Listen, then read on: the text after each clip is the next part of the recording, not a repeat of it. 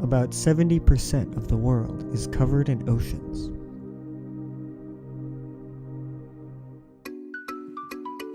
Out of the entire US population, almost 20% of people are visiting the beach every year.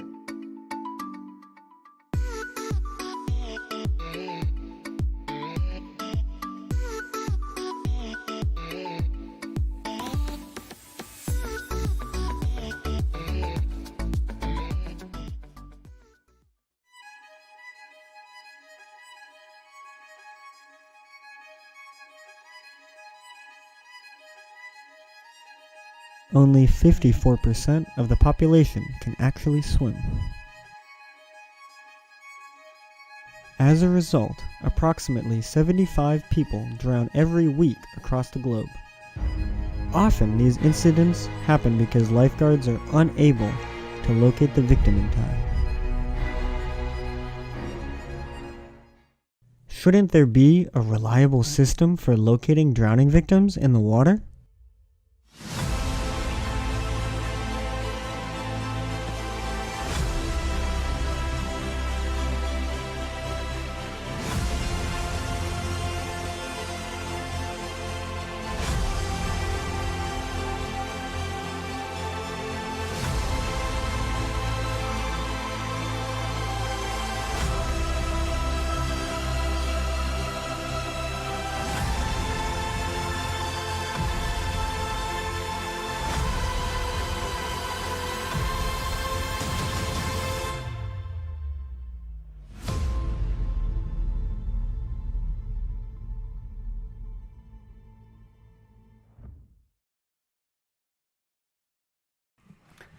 Hello, welcome to our final project demonstration. We are the Acoustic Lifeguards, presenting the Human Acoustic Tag System.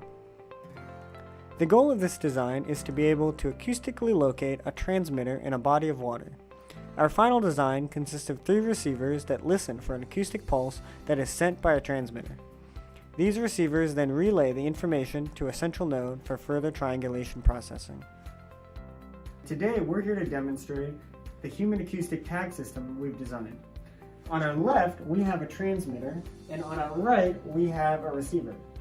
Today, we're just testing 2 nodes, but in our final realized system, we'll actually be testing 3 receiving nodes and 1 transmitter node.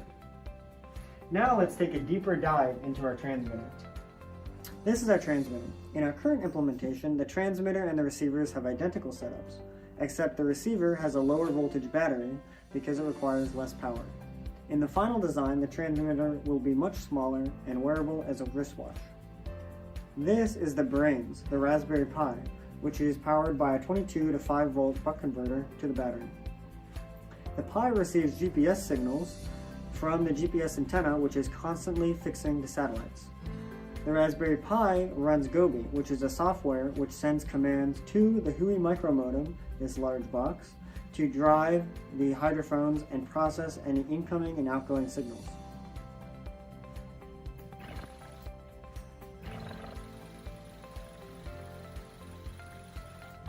As you just heard by the buzzing, that's the transmitter on the left sending an FSK modulated data packet to the receiver on the right.